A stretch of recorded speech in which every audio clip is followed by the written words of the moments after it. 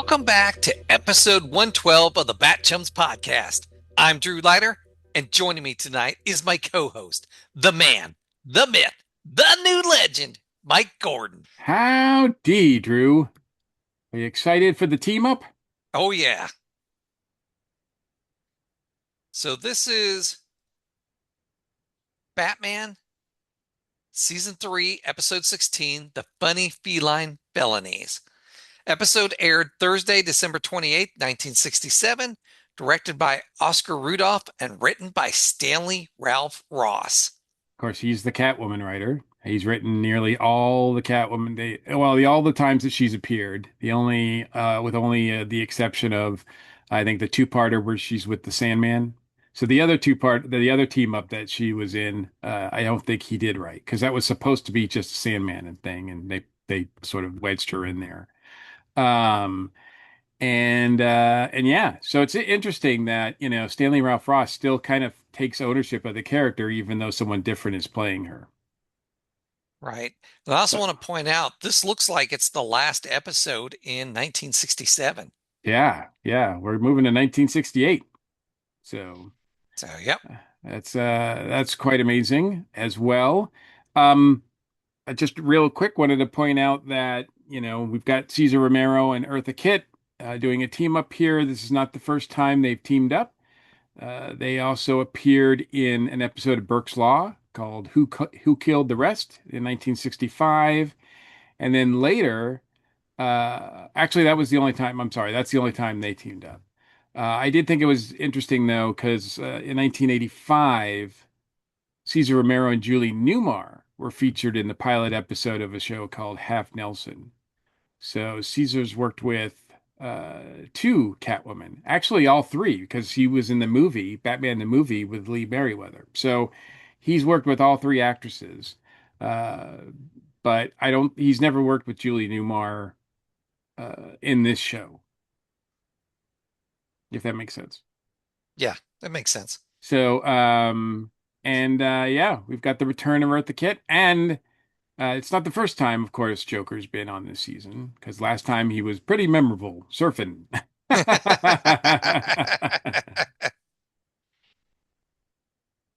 It is morning at Gotham State Prison, and in the office of Warden Crichton, Joker is being released on good behavior.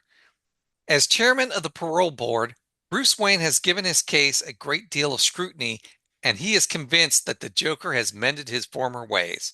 I am so excited to see Warren Crichton back. I did not think he was going to be in this season at all. For some reason, I thought we'd already seen the last of him. I knew that he was mentioned a few times this season, but I didn't expect to see David Lewis playing Crichton again. So that was a treat to have him back. It's nice to see some recurring people back, you know? I got to point out here that Bruce Wayne is chairman of the parole board, right? Yes. Why?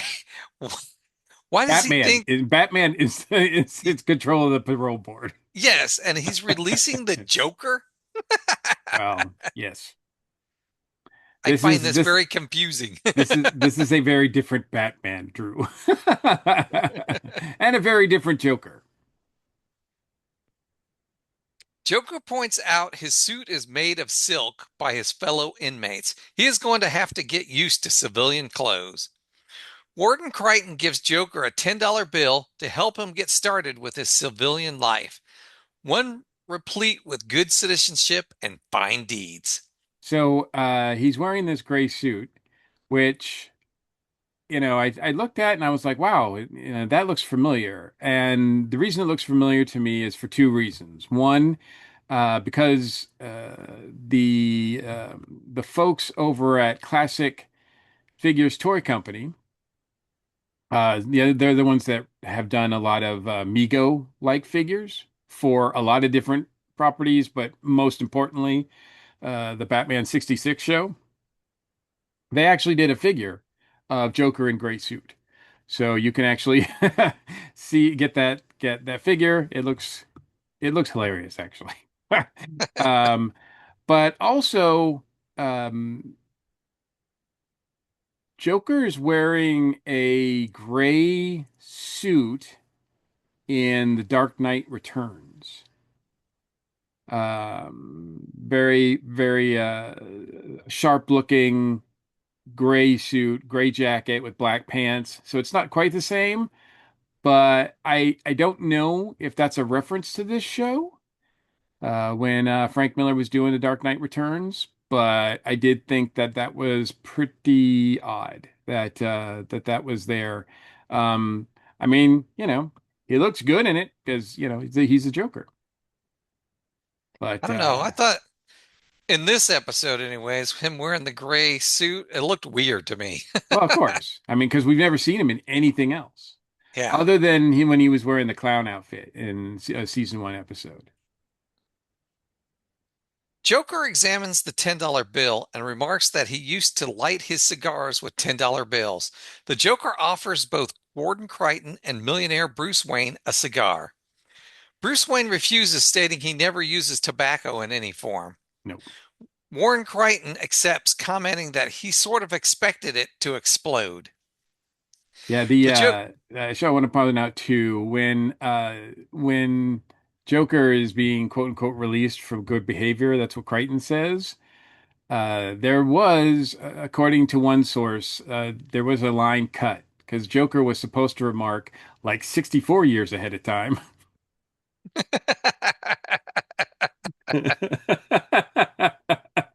But he did not. They did not actually. I don't think they actually filmed that. I think that was just in the script. The Joker answers that the warden must have confused him with somebody else. He's a reformed man. Hmm. The Joker waves toodaloo and laughs as he leaves. Warden Crichton wonders who is picking up the Joker for the drive back to Gotham City. Bruce Wayne suggests that they take a look out the window. Outside the prison walls, Catwoman pulls up in her kitty car. You want to lift, big boy? Okay, Joker we tells. got to talk about the kitty car. We got to talk about the kitty car because it's pretty awesome looking. The kitty car is a one-off concept car known as the Reactor. You notice it's got three wheels instead of four. And it was designed by Ben Delphia and built by Gene Winfield. George Barris, who did the 66 Batmobile with the Ventura, was not involved with this at all.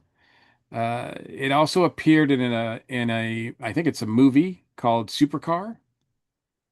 And I did look to see if it's possible to get a replica of this car.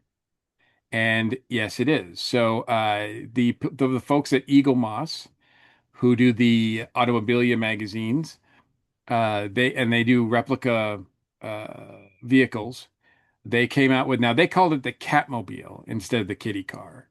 But it is yeah, it looks really sweet. I'll post a picture here if I can.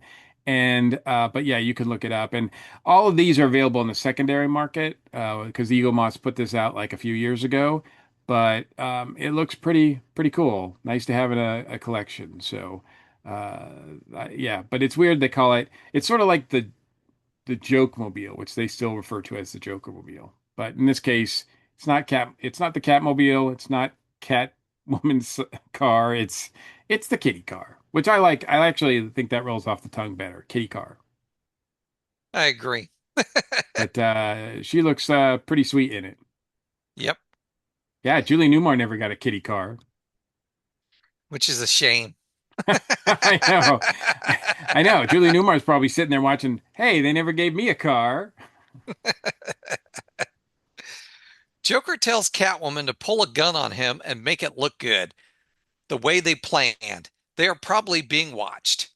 Catwoman pulls a gun and orders Joker to get into the car, or she'll blow whatever little brains he has out. Yeah, the you can also see in the car her companion, Orangey the cat, is there. There's an orange cat in the car. And that is an actual cat. His name is Orangey. And they didn't feel the need to color him, so that's good. So he's actually orange. But actually, he's a star in his own right because he was the original spokes cat for Nine Lives. Oh, wow. Yep. So The Joker shouts, "She's kidnapping me! Honest!" catnapping. He's being catnapped. Warden Crichton decides he better call Commissioner Gordon. Bruce Wayne tells the warden that he will take care of that, suggesting that the warden gather his men before Catwoman and Joker get too far away. The warden agrees. After Warden Crichton leaves the office, Bruce calls Alfred, who's in the Batcave. Bruce asks him to plug him into the Bat phone and stand by. At Commissioner Gordon's office, Barbara tells her father that she better take a rain check on the luncheon date. Commissioner Gordon and Chief O'Hara rush over to the Bat phone. Commissioner Gordon calls Batman, who already knows that Catwoman kidnapped Joker. The How did commissioner should have known that Batman would be on top of the situation. And the how did the commissioner commissioner always know? feels like he is the last to know anything. But how does he know anyway? Who, Batman? No, how does Commissioner Gordon know? Because Warden Crichton called, or When did he call wait a him? minute. He Oh, didn't wait a call him. minute. He didn't call him, did he? No. He didn't call him. Now, this is another case where they're kind of sloppy because the last scene in the last episode did not match what we're seeing now. No, it did not. Because they looked out the didn't they look out the window or something like that, and then they saw the Yeah. car. Yeah, Yep. and yeah, so that was not a good match. I hate it when they do that. It's like, can't they keep some continuity? I mean, they do a little bit, but man. Anyway, You know, um, you know what? You know what would have worked right here? When the scene first started, having Commissioner Gordon, Chief O'Hara looking out the window and seeing Catwoman and Joker driving by. yeah, And maybe. then that would have worked. Yeah, Because then they yeah, would have known. yeah, exactly. So, and the other thing about this too is that I thought I thought Bruce, aka Batman, was going to call Commissioner Gordon. But instead, he calls Alfred and connects to the bat phone and then waits for Commissioner Gordon to call him. I'm like, you like I thought he was going to call it just it worked out backwards and I was like, that's Batman I guess it's like it's not how this is done. I don't call you, you call me.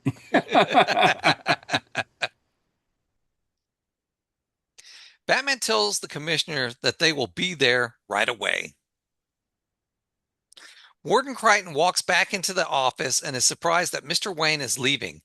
Mr. Wayne answers that in light of the day's happenings, he is going to forego his usual inspection of the prison. The warden informs Bruce that they've set up roadblocks at all major highway points leading back to Gotham City. It's a slim chance, but it's their only hope. With the Joker in the feline clutches of Catwoman, who knows what they may face? At a sleazy hotel across the street from police headquarters, Joker changes into his old purple suit. He fell out of place in the new suit. See, yeah, I guess you agree with him. Yes, I Uh, do. he, I don't think it's a sleazy hotel. I think it's the sleazy hotel. Isn't it actually called Sleazy Hotel? I believe so. And it's right across from police I headquarters. know. I mean, what kind of area town is police headquarters in? I guess they put it where the crime is. They didn't want to have a long commute. They can just walk well, out there and start arresting people. well, you know how long it takes O'Hara to get places. Well, yeah, that's true. That's true. Uh, Catwoman agrees that Joker looked out of place, but now he's back to his handsome self again. Using the telescopic lens on her cat gun, Catwoman can spy on Commissioner Gordon's office right across the street. The Joker takes a peek and notices that the dynamic dimwits are there. Joker hopes Catwoman is going to kill them. Catwoman answers no, but she is going to send Batman the first of several little tokens of her affection. Batman is as evilly clever as they are and will no doubt figure out where her memento came from, where she'll leave the second token of her devotion. In Commissioner Gordon's office, Batman states they have their work cut out for them. Commissioner Gordon agrees that any time two arch criminals get together, Gotham City and perhaps the world is in for an enormous difficulty. Batman points out that Catwoman kidnapped Joker. Perhaps the Joker does not want to go straight. Or perhaps the Joker does want to go straight. Hmm. Suddenly, a bullet hits a plaque hanging on Commissioner Gordon's wall, shattering the glass and knocking it off the wall. Mother McCree! They're under attack! Chief O'Hara, Commissioner Gordon, Batman, and Robin all drop to the floor. Batman crawls to the window and Chief O'Hara Batman crawls to the window and Chief O'Hara follows him with his gun drawn. Batman tells Chief O'Hara to hold his fire. They are not sure which direction the bullet came from. Innocent people might be hurt. Batman crawls across the floor to where the bullet is lodged in the wall. Using a pair of tongs, Batman pulls the bullet from the wall and examines it. Robin, Commissioner Gordon, and Chief O'Hara all crawl over to where Batman just found a note inside the bullet. Holy special delivery! The note reads, "This one was just a warning, Batman. The next one will be between your eyelids. Signed, a well-wisher." Chief O'Hara states, "It sounds like somebody's interested in Batman's welfare." They all kind of look at him like, why do you have a gun? Why do we allow you to have a gun? Uh, you mentioned that Batman crawls to the window. He doesn't quite crawl, does he, Drew? He's on this sort of bat board that he's scooting on. Robin has one too. I think we've seen him scoot on these before, right? I didn't remember them doing that before. I think we saw an episode where they've done. This isn't the first time I think they've done it, but and of course those are supposed to somehow be in their utility belts. Of course.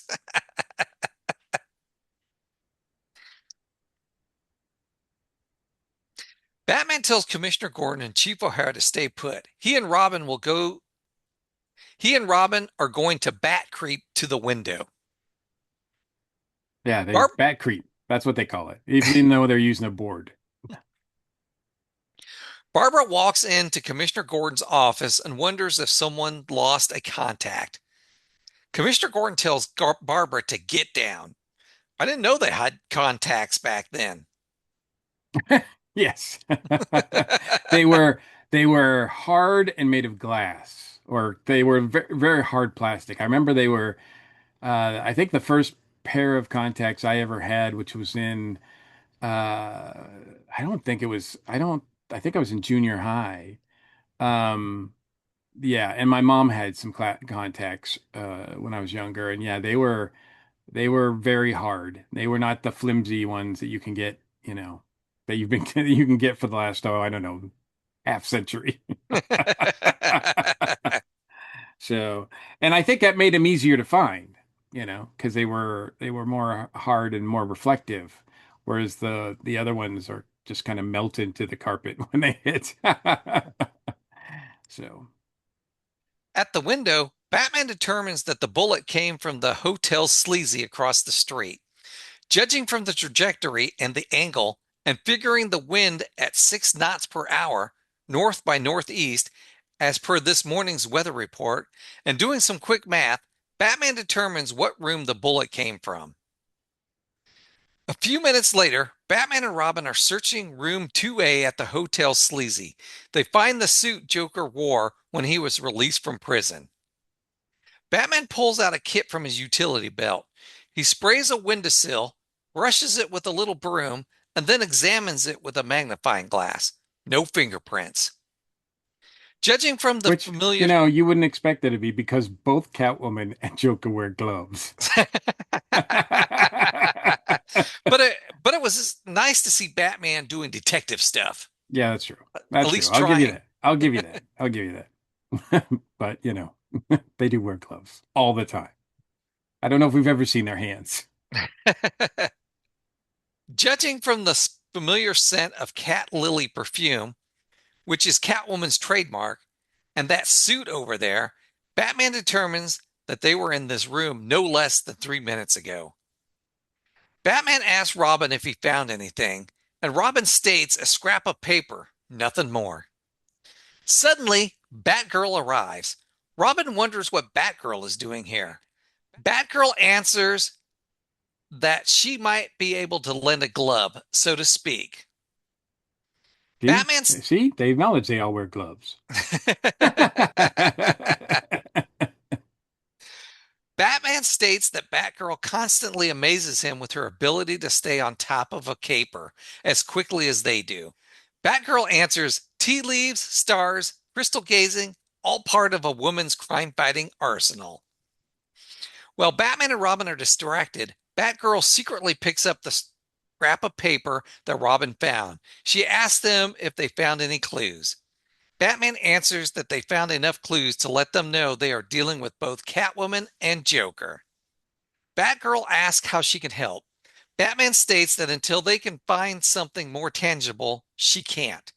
Batgirl states then that is Batgirl Batgirl states then it is hello and goodbye, at least for now. After Batgirl leaves, Robin notices that the scrap of paper is gone. Batman reveals that Batgirl slipped it into her belt when she thought Batman wasn't looking. Robin Robin wonders if Batgirl is trying to double cross them. Batman answers no, but she is a woman with a woman's inborn desire to outsmart men. Tea leaves, crystal gazing, stars. Batman chuckles, wondering what she will come up with next. Yeah, you had to repeat that. You had to repeat Batman being a chauvinistic jerk. Man, he is like sometimes he's terrible. Yeah. Back at Catwoman's hideout, Joker loves how Catwoman has decorated her place. It's like he never left home. She certainly has an eye for decoration. Catwoman introduces Joker to her cat's paws, calling her henchman front and center. This is Giggler, who is wearing the traditional outfit of a Catwoman henchman. Then there is Laugher, who is wearing the blue shirt and red vest of a Joker henchman. He's always wanted to work with the Joker, and it's the realization of his boyhood dream. So let me introduce you to the men behind Giggler and Laughter. We have Giggler is played by Sandy Kevin, is what he's credited on this show, but his real name is Sandy McPeak. He was around from 1936 to 1997. He has 107 acting credits, including such standouts as The Green Hornet, the Boston Strangler movie, which also featured David Lewis, who plays Warden Crichton. The Logan's Run TV series, Little House on the Prairie, Charlie's Angels, Incredible Hulk, Knight Rider, A-Team, Quantum Leap, and Sequest 2032.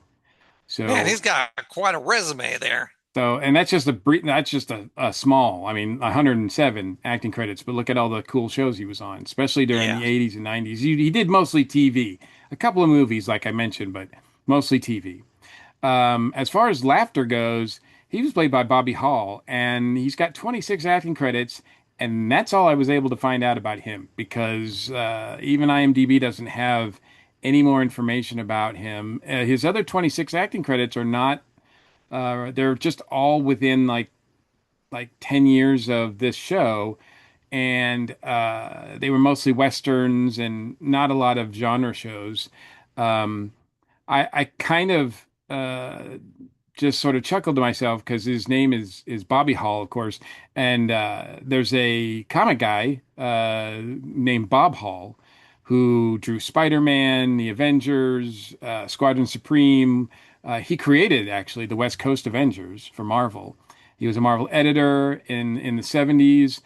He went on to work at Valiant and I think he worked on Shadow Man, created Armed and Dangerous, and he wrote for DC later on. He wrote some and drew some Batman Joker graphic novels, including Batman DOA, I Joker, and It's Joker Time. So he's done quite a bit, but it's not the same Bob Hall.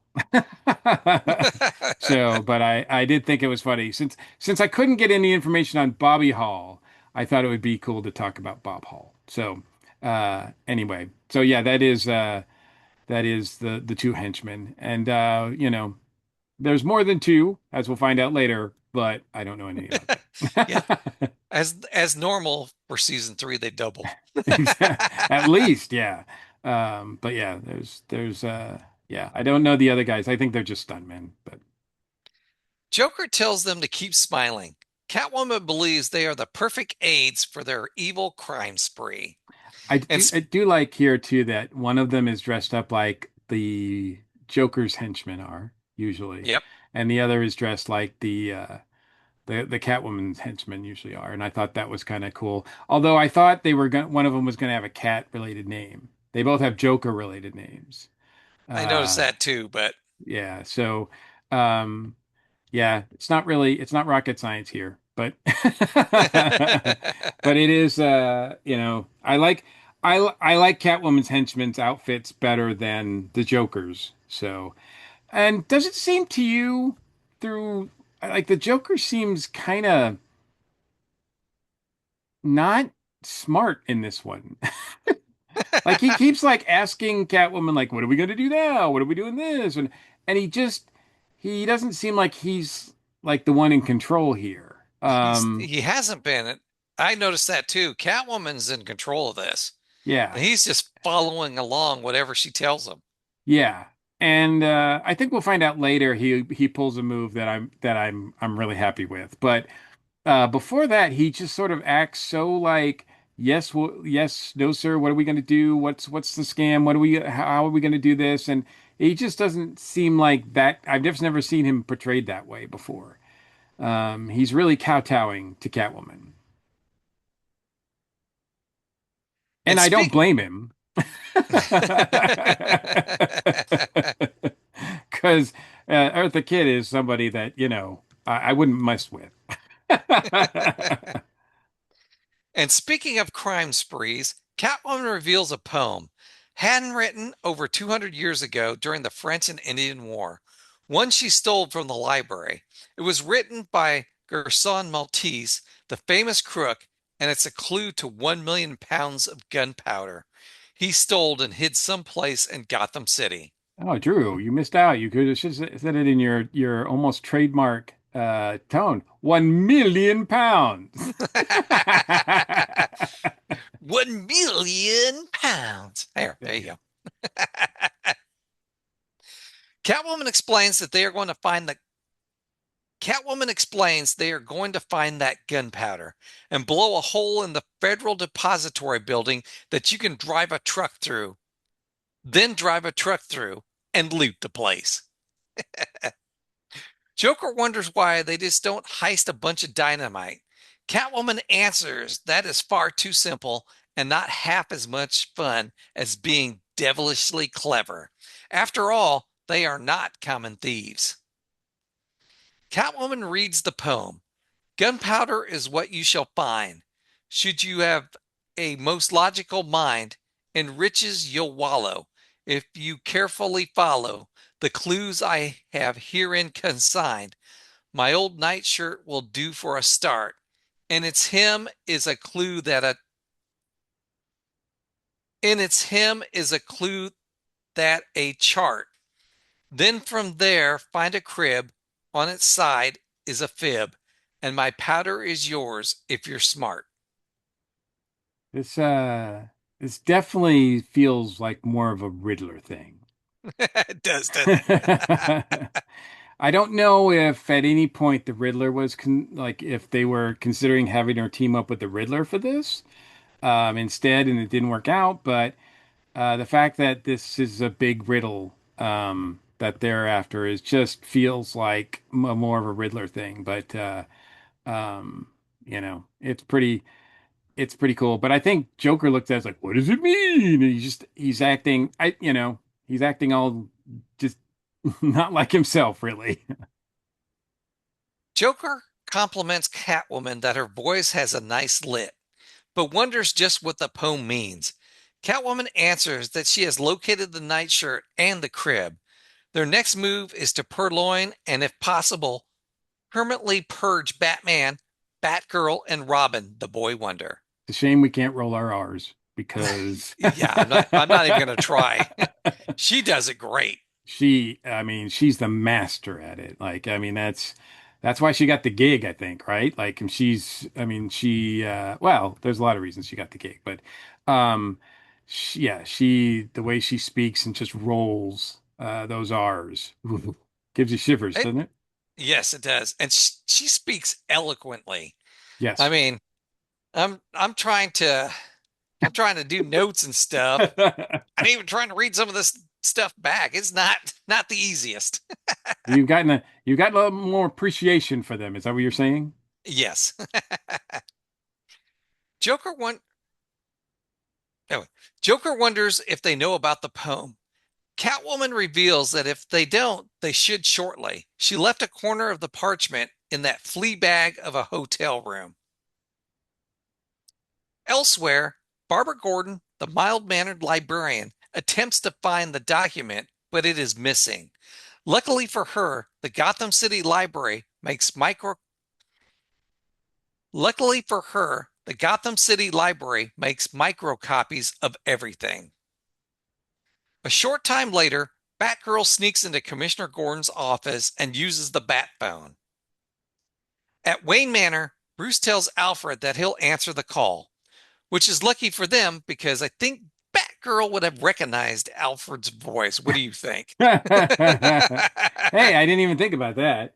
Yeah, that's a good call. Because yeah, she still doesn't know who he is either, Nope. even though she knows Alfred. So she hasn't been able to put that together, even though she's got plenty of clues over the last season. Yes. And I have a feeling if Alfred would have answered the Bat phone, Yeah, she you would have been know, like, "What are you doing there?" yeah, that would have gave it away.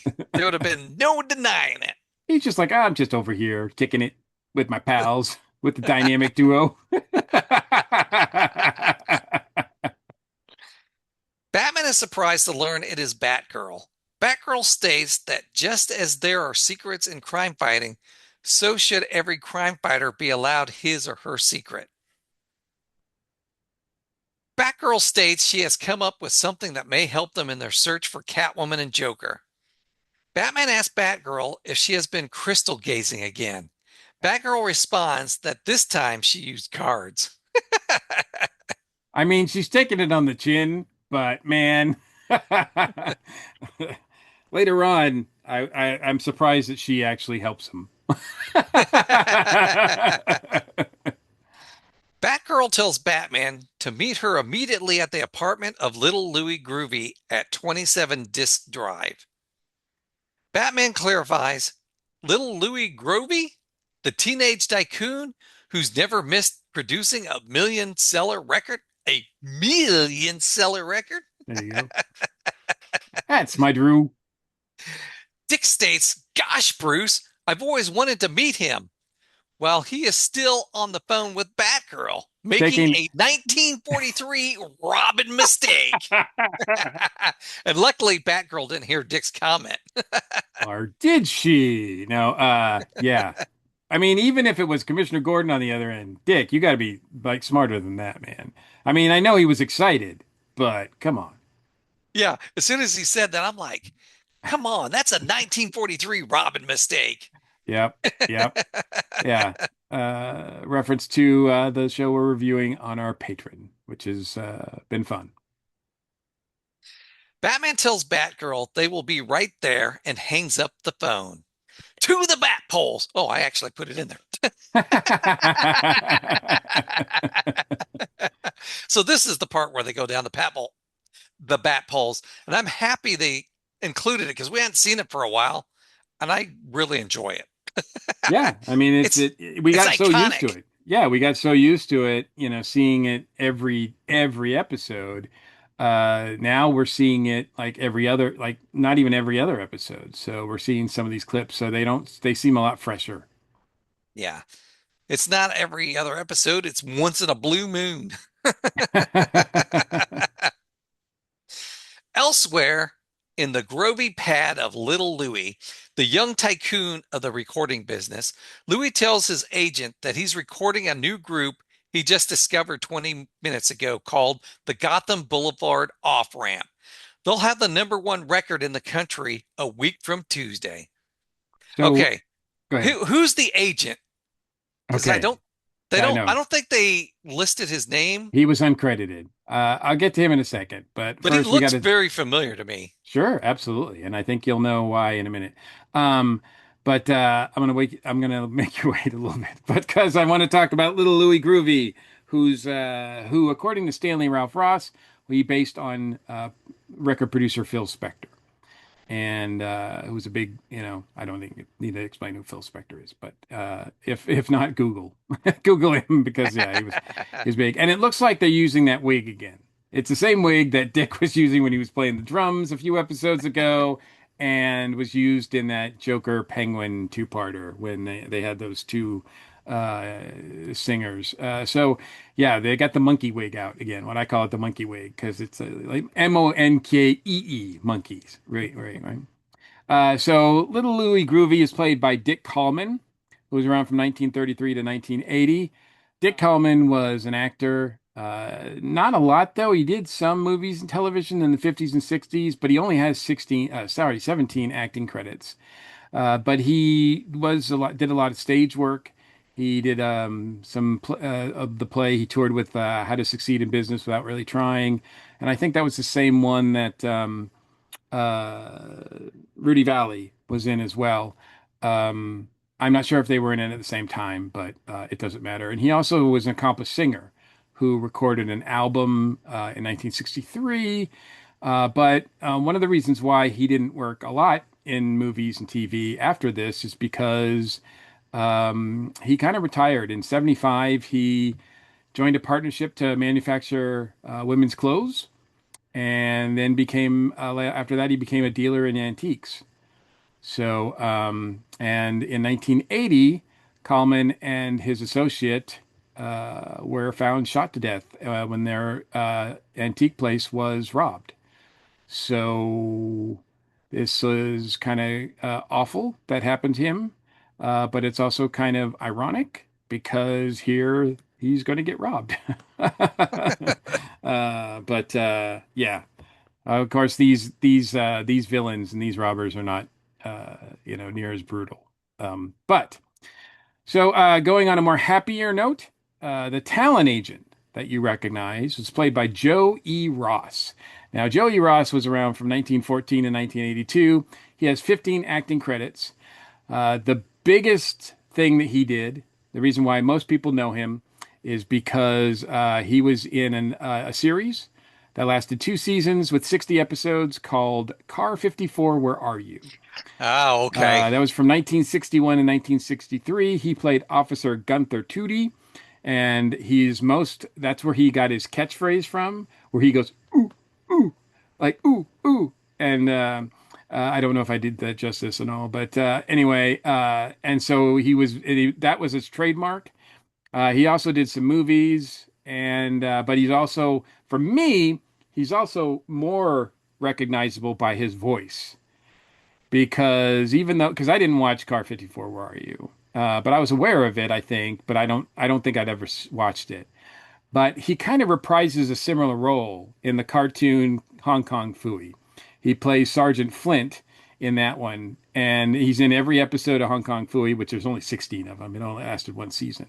But he plays an officer that works with Hong Kong Phooey, and he does the ooh, ooh, like bit in every episode of that. So I recognize his voice from that. But yeah, so he's gotten around. He's got a bunch of, like I said, other acting credits as well. So Now, that's why you recognized him. yes, I watched Car 54, Where Are You reruns when it was on Nick at Night when I Mm, was in junior high. Now, we didn't have cable, but I used to babysit the kid across the street for a couple years when I was in junior high, and they had cable, so they had Nick at Night. So when he'd be sleeping or stuff, I'd be turning on Nick at Night and watching gotcha. it. Ooh, you naughty boy. So I saw Car 54, Where Are You? And I also saw the Monkeys on there and some other old shows. Yeah, I don't know if Nick at Night still does that. Um, but there's other. channels now, whole channels that do retro TV stuff, like MeTV and many others. So Yeah. So, and of course, I also remember watching Hong Kong Phooey. So, yeah, it's funny because like it was only 16 episodes, but it feels like there's just like it was on for a long time. That's because they yeah, kept repeating them over and over again, I think. I would have, I would have thought there was more than that. I loved Hong Kong Phooey. So did Number one I. super guy.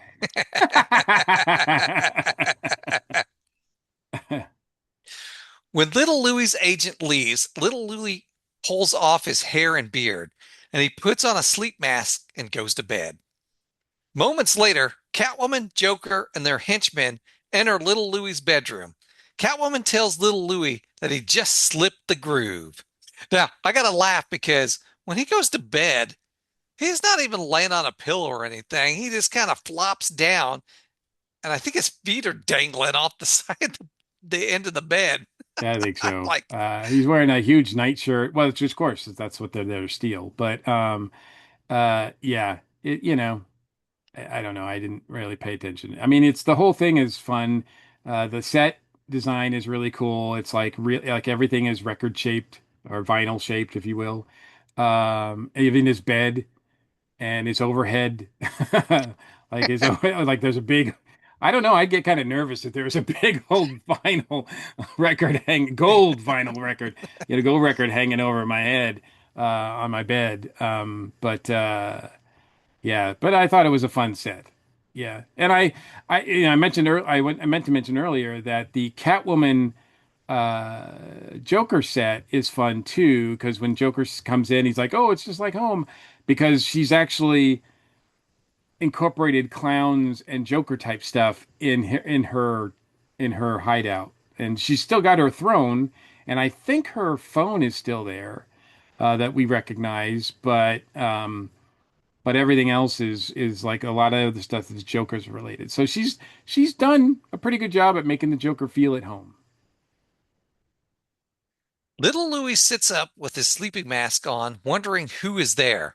He pulls off the mask and warns them that he is a karate expert and can hurt them. So stay back. Catwoman informs her henchmen that karate isn't effective unless it is accompanied by yelling. Let him know how until he sprains a vocal cord. Then get him. Little Louis keeps yelling until suddenly he can't yell anymore. He grabs his throat with his hands. Catwoman steps forward and blows, and little Louis falls over on his bed. The Catwoman, uh the whole thing is ridiculous, yes. except and I think Julie Newmar would have done this pretty well too. But when she blows on him, it's kind of like that's kind of cool.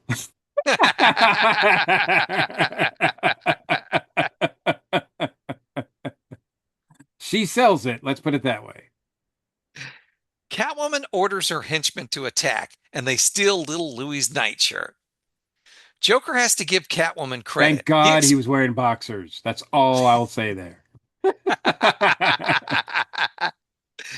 Joker has to give Catwoman credit. He expected this place to be in shambles because of a fight.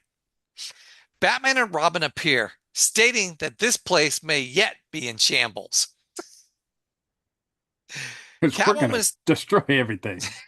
I know, with the but we're not there quite yet. We're not there quite yet, but I have to say we've seen Batman and Robin fighting in museums before, trying to save everything. Uh-huh. That's They don't true. do that here. They don't care. They're just destroying everything. It's true. Catwoman is happy that Batman found them. The mere thought of pulling a caper without their masked meddling would have most perturbed her. Joker orders the henchmen to get the Cape Crusaders, and a fight ensues. Not just any fight. I think this fight was really fun. It was. It seemed better choreographed than some of the ones we've gotten lately.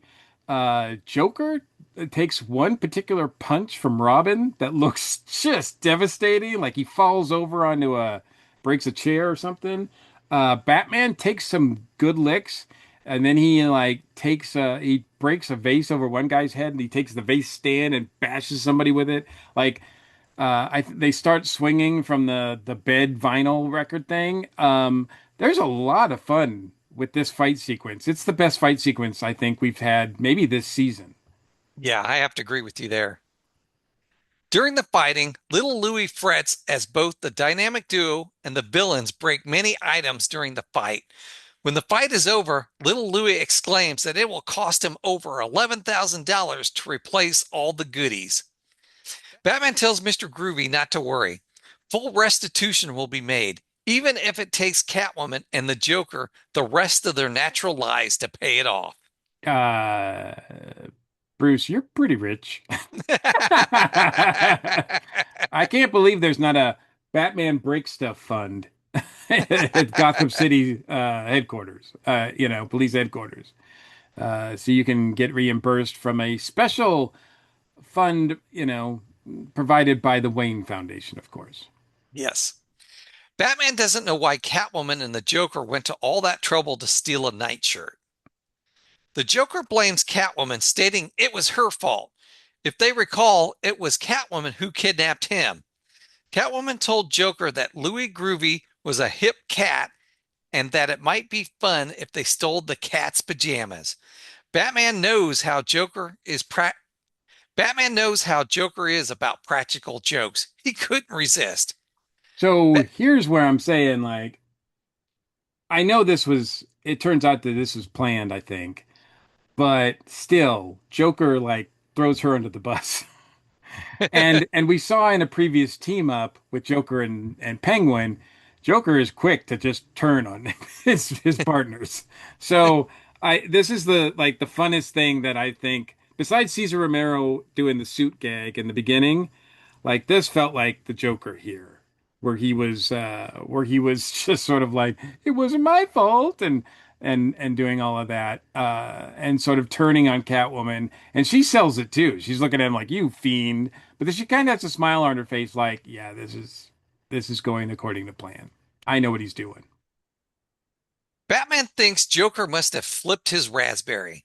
He wonders how Joker could allow anyone to talk him into something this stupid. The Joker tells Batman he is absolutely and positively right. He made a dreadful mistake. He wants to let bygones be bygones and shake hands with both of them and be friends. Robin states he would rather shake hands with a spitting cobra. Batman criticizes Robin for being cynical. To err is human, to forgive is divine. Perhaps the Joker has repented. Batman thinks they should give the poor fellow a fighting chance.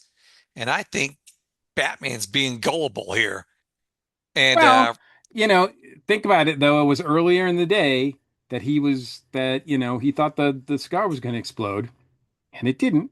So he's taking him at his word yeah, until he hears different. yeah, I wouldn't. Well, you're not Batman. Are you sure? Yeah, he's right there behind you. Many of them. The all the Jokers that Dr. Dacre talks about, or not the Jokers, all the Batmans that Dr. Dacre talks about. That's There's right. a whole group of them. There's a whole army of them. Batman agrees to shake hands with the Joker. Robin gives in and agrees to shake Joker's hand also. When Joker shakes their hands, he jolts them with his lethal Joker buzzer. One by one, their five senses will leave them. Then their lungs will collapse and then they will be kaput, finis, and defunct. I love this because it's also another one of his smart devices. His genius devices that he comes up with. So I don't know if we've ever seen him use a buzzer before, but I it's don't know if kind of we've seen him on the show, but we've seen it other places. in the comics and stuff. Yeah. Yeah, Yeah, I and the mean it's a movies. it's a typical gag Yeah. that I'm kind of surprised it's taken 3 seasons for the Joker to implement on the show. But yeah, it's really effective and it's pretty lethal. I mean, what he describes is very dark. Joker apologizes that they cannot stay for the big finish, but Joker will always cherish this moment. The villains leave. Are Batman and Robin finished? only one man knows for sure. Magic Batman. I actually thought we might get a cliffhanger because it's really getting to the end of the episode, and I thought, ooh, an old-fashioned cliffhanger. But no.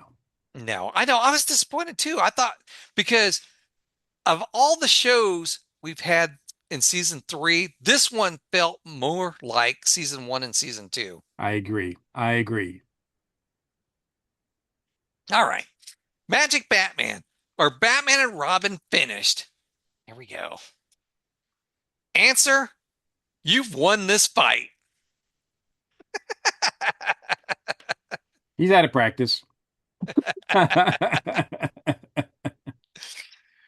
Batgirl arrives on the scene to discover Batman and Robin are in trouble. Batman's heart is only beating 3 beats a minute. Batgirl administers Batgirl antidote pills to the Cape Crusaders. Wonder if she gets them the same place the Batman gets them.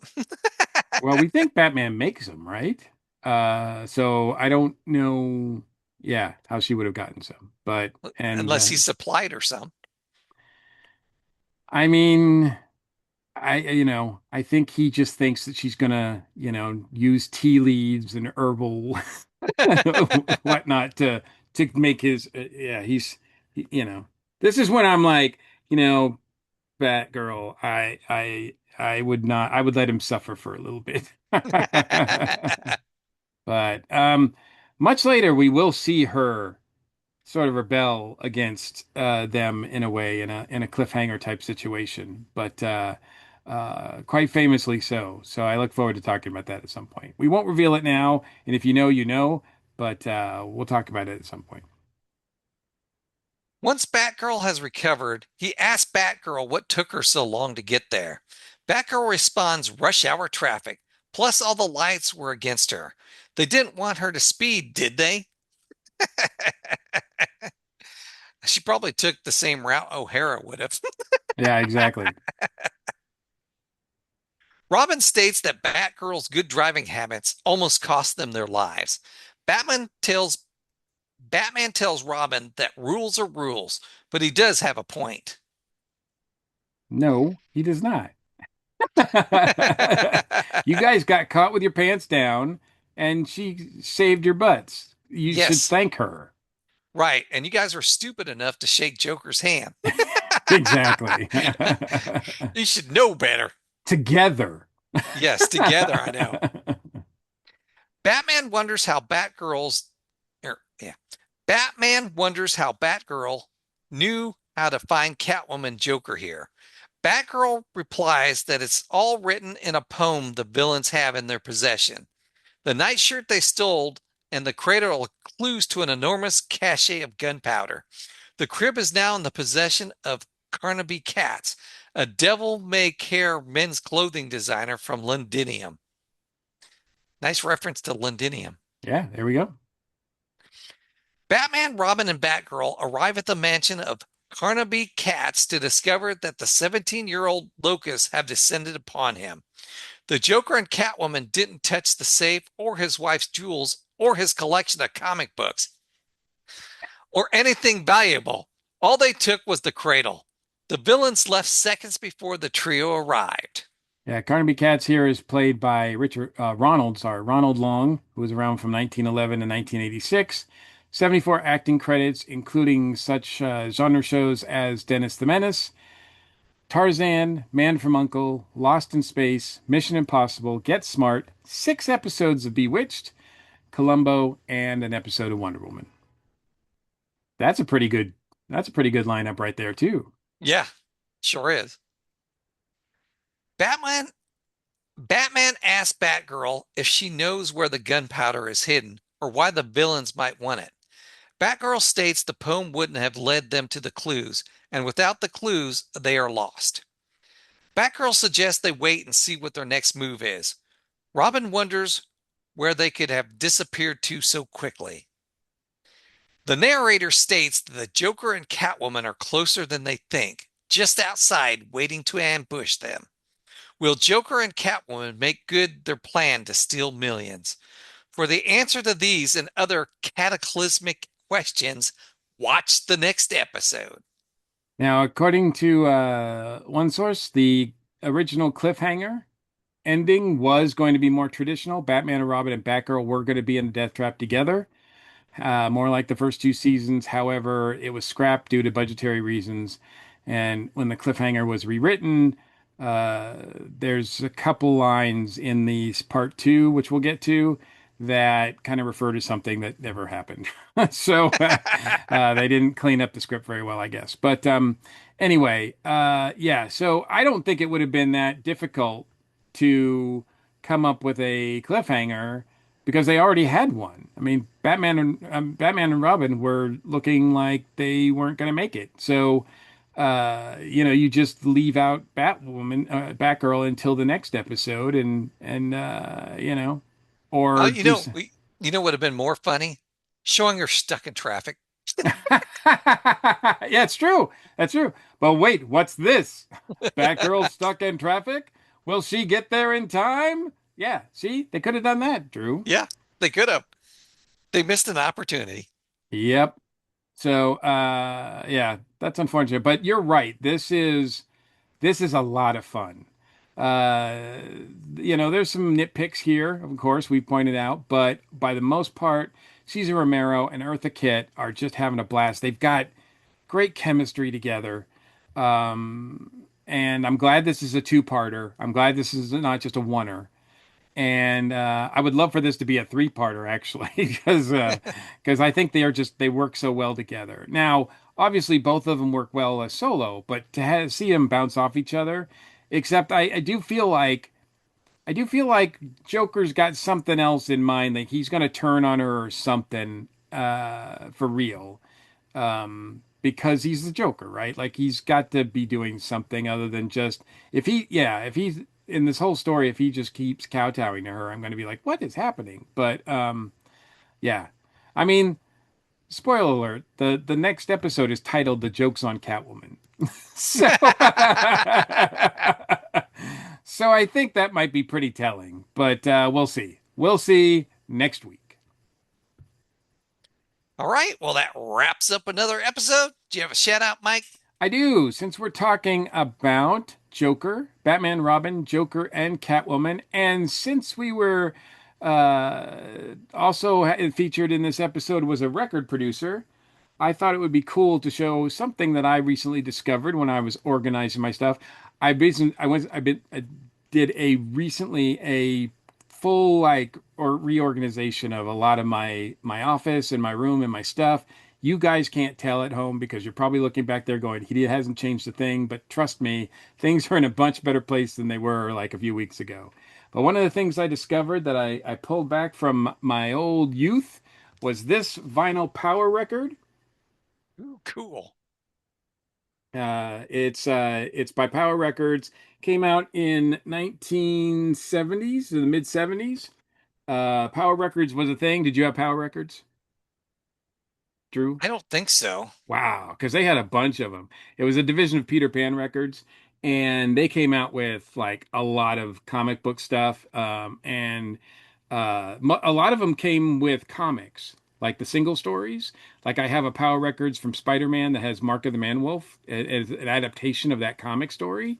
Really awesome. This one is got four stories included. There's the back, and I was very surprised because I haven't listened to this in decades. I mean, it was sitting for years. It was in my parents' basement, just with a bunch of other vinyl that I had. And so I finally got it back and I played it, and it sounds perfect. There's no skips, there's no scratches, nothing. And there's four stories here, stack cards with the Scarecrow's Mirage. So it's got a Scarecrow story, Hmm. Challenge of the Catwoman, and If Music Be the Food of Death, which features the Riddler. Now, the voices on here are, I wasn't able to find any information about anybody who did the voices. So, it's nobody famous, I don't think, although the guy who plays Batman sounds a little familiar. So, um, but it lists Cornell Tanasi as the producer. And it does list the writers of each of the stories. Um, Joey Lapidus wrote the stack cards with the Joker. Joan Weil wrote If Music Be the Food of Death with the Riddler. And E. Nelson Bridwell wrote Joker's Mirage and Challenge of the Catwoman. And the Joker one in particular is the first story on here, and it's really reminiscent of the show because it starts with Commissioner Gordon finding out that the Joker's escaped, and he's talking to his police chief Mulligan, which I guess they couldn't use O'Hara, but he's got an accent, and he acts like O'Hara because he's like, "What does that mean, Commissioner?" Like he acts dumb. I'm Does he sorry, say Mother McCree? he does not, but he Oh, he bummer. says he does say something similar, I think. Um, but so it seems like it's an episode of the show, but the Joker does like they do find at a museum or something, they find dead guards and with a smile on their face. Hmm. So this is like it's pretty brutal. Like it's got like death and that Joker because we haven't seen anybody die on this show with a Joker grin. So that was pretty telling. But it's pretty entertaining. I also I picked this up uh, I think a couple years ago because I got it for like 50 cents somewhere. But this is the same thing, but it's still wrapped up. It's never been Hmm. touched. Ooh, nice. So, because I was worried that mine would be all scratched up because I played it a lot when I was a kid. So, the artwork, if you're wondering, is by Neil Adams. Yeah, I could tell. Yeah. And this is the first time actually that Neil had drawn because I guess during Neil Adams's run on the Batman books, he never drew the Riddler or Catwoman or Scarecrow. So this is like one of the few times he's drawn them. And he did a pretty good job. And the back of this you might think is familiar because it looks identical to the Jim Aparo front of the Treasury edition of the limited collector's edition, which came out the same year. Hmm. And my understanding is that Jim Aparo went to Neil Adams and asked if it was okay to sort of mimic his style for this cover, and Neil was like, "Sure." They mutually respected each other, so it wasn't. As far as I know, they didn't have any bad blood or anything like that. So, because a lot of people think, people call, I've heard Jim Aparo, as great as he is, and he's my Batman artist, to be honest with you. When I think of Batman in the comics, I think of Jim Aparo. And I've heard him sort of be referred to as a Neil Adams clone before, but I think that's a disservice to him. I think he's great on his own. I think Neil did establish Batman for an era for that, like the 70s and 80s and on. But then Jim Aparo, I think, took that and just made it his own, in my opinion, anyway. But it's really awesome. So I don't think these have been available digitally. So if you want to hear them, you have to find the vinyl, which shouldn't be that difficult because I think they printed a bunch of these. Um, or you can message me.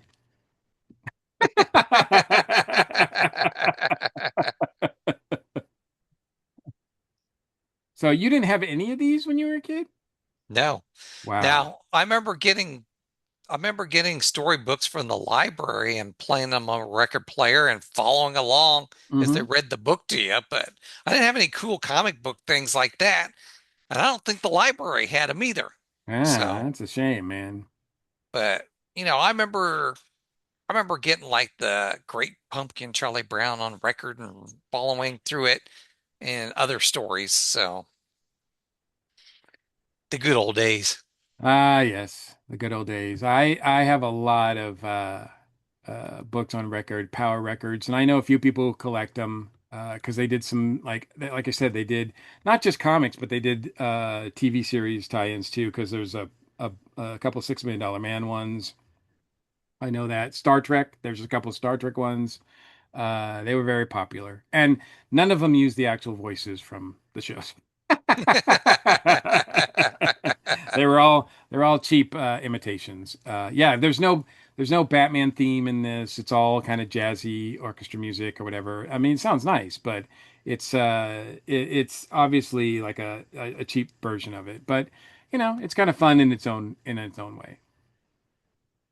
All right. And for my shout out, I'm going to shout out about Kelly Thompson's Birds of Prey run she did because I just got done reading it last night for Legends of the DCU. We're going to be wrapping up that series. And uh, Is her run over? yes, it's over. Oh, because So I've read some of it, but I haven't finished it either. But it's been really good. yes, it has. My two favorite characters on there, Big Barda and Batgirl, Cassandra Cain, which he calls Little Bat. Those are my two favorite characters on Birds of Prey, which normally when you think of Birds of Prey, or at least when I think of Birds of Prey, because I read it when it first started back in the 90s. Oh yeah. You had Barbara Gordon, you had Dinah Lance, Black Canary, Yep. and you had Huntress. Yep. Yep. Those were the three Birds of Prey, and Huntress isn't in this series, but both Black Canary and Barbara Gordon are. And of course, there's other characters like Big Barda and Cassandra Cain, Batgirl. So, but yeah, I really enjoyed the run of it, and I was sad to see that it ended. Yeah, So me too. I think it got canceled due to low sales. That's unfortunate, but I But mean, I mean, Kelly Thompson's been doing a lot of other books. I mean, she's still doing Absolute Wonder Woman, and she's doing a great job on that. oh But yeah, yeah, the only thing that kind of bugged me about her run that I've read so far is that, sometimes they had to switch up artists, and it's kind of like getting whiplash. You'll be used to some artists for two or three, issues, and then all of a sudden, wham, someone comes in, and it's the same story, but everybody looks different. It's a completely different style, and then it kind of goes to another artist, and that kind of throws you off, especially if it's not a one and done, if it's like a continuing story. But the writing has been great. yeah, it has. And I got to tell you, whenever they change artists, I hear from Cletus because he does not like that. No, I can understand his gripe. So if you haven't checked out that series, check it out. It's really good. All right. If you'd like to comment on anything we've talked about tonight, you can reach us at our feedback line 317-455-8411. Text us, leave us a message, or you can email us at batchumspodcast@gmail.com. And don't forget, every other week, you've got a regular show, and then on the week we're not putting out a regular show, we have our Patreon bonus episodes. That's right. And we are reviewing Batman 1943 right now. So, which we've been having a blast doing, haven't we, Mike? We have, absolutely. And yeah, and then but we're almost done, so you can get all the chapters pretty soon. And yeah, you can listen to all of the chapters. Anything that we've done in the past, so our past episodes that we've had for patrons only. Like, I'll just say a show that is coming back soon that we reviewed the first season of. You can actually get caught up and hear our reviews on the first season of that show if you become a patron as well. So, and we might be reviewing the second season too. I wouldn't say might, we are. Well, I'm trying to leave it like, kind of vague and a mystery, Drew. I'm just excited about it coming out. So, and Facebook and other places keeps putting spoilers up there. I don't know. I'm not supposed to know anything about season two, and I keep seeing spoilers popping up. I'm like, come on, guys. I just want to watch it and find out when I watch it. I have been blessed that I have not seen anything, so I don't know anything yet. So I'm excited. I think other people are excited. That's why I'm seeing these spoilers.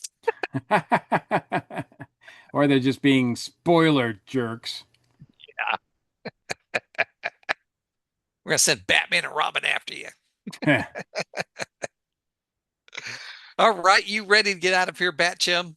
BatChums are ready to move out. Atomic batteries to power, turbines to speed. Thanks for joining us, and we'll see you next time.